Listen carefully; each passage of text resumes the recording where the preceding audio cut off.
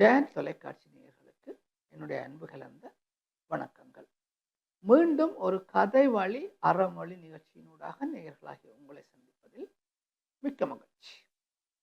இன்று ஒரு உலக பிரபல்யமான ஒருவரின் வாழ்க்கையில் நடந்த உண்மை சம்பவம் ஒன்றை நேயர்களுக்கு ஒரு கதை வடிவிலே சொல்வதற்காக வந்திருக்கின்றேன். ஷே என்று சொல்லி உலக மக்கள் அனைவராலும் அழைக்கப்படுகின்ற ஷே குவேரா அவர் தன்னுடைய எதிரி நாட்டுக்கு எதிராக பெரும் புரட்சியை செய்து எதிரிகளை நடுநடுங்க செய்தவர். ஒரு சந்தர்ப்பத்திலே அவர் எதிரி நாட்டு படை வீரர்களினால் உயிருடன் கைது செய்யப்படுகிறார். ஒரு எதிரிகளை நடுநடுங்க செய்த ஒருவர் உயிருடன் கைது செய்யப்பட்டால் என்ன நடக்கும் என்பது நேயர்களுக்கு புரியும்.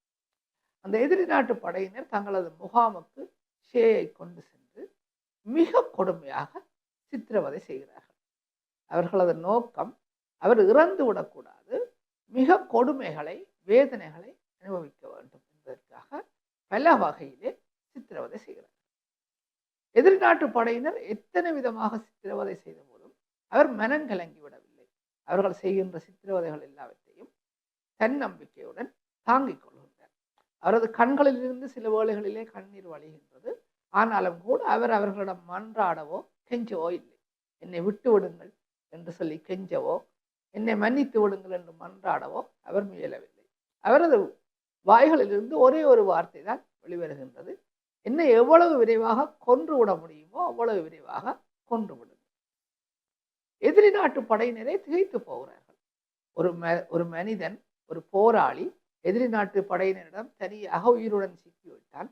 அவர்களது முகாமிலே இப்பொழுது அடைக்கப்பட்டிருக்கின்றான். அங்கிருந்து தப்பிச் செல்வதற்கு எந்தவித வழியும் இல்லை. கடுமையான சித்திரவதைகளை எதிர்நோக்கி கொண்டிருக்கின்றான்.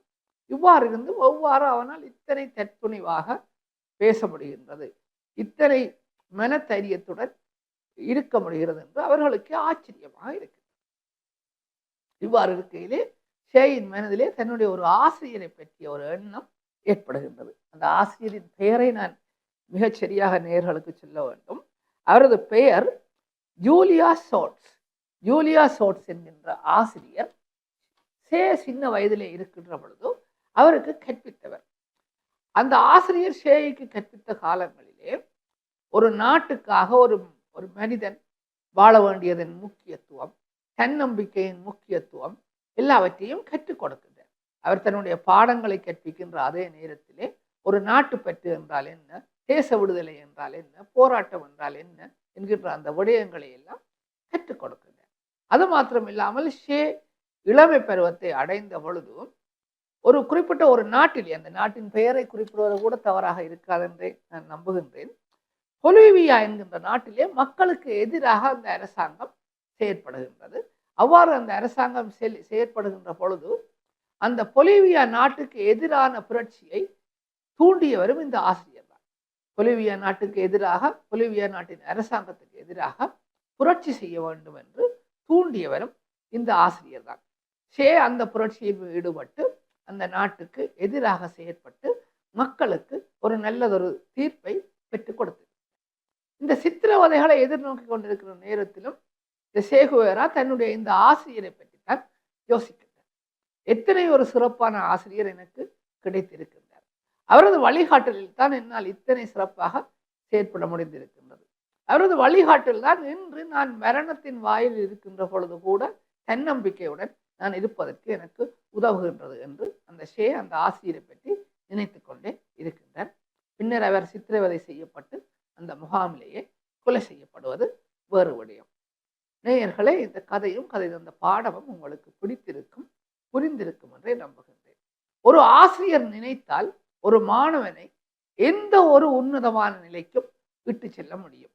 ஒரு மாணவனை பழுதாக்க வேண்டும் என்று எந்த ஒரு ஆசிரியரும் நிச்சயமாக நினைக்க மாட்டார். ஆனால் அந்த மாணவனை வெவ்வேறு நிலைகளுக்கு, வெவ்வேறு உயரங்களுக்கு கொண்டு செல்வதற்கு அந்த ஆசிரியரால் நிச்சயமாக முடியும்.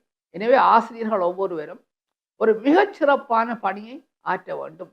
தங்களுடைய மாணவர்களை மிக உயர்வான நிலைகளுக்கு இட்டு செல்ல வேண்டும் என்கின்ற விடயத்தை தான் இந்த கதையினூடாக நான் புரிந்து கொண்டேன். மீண்டும் ஒரு கதை வழி அறமொழி நிகழ்ச்சியினூடாக நேயர்களாகிய உங்களை சந்திக்கும் வரை உங்களிடமிருந்து விடைபெற்றுக் கொள்கின்றேன். நன்றி, வணக்கம்.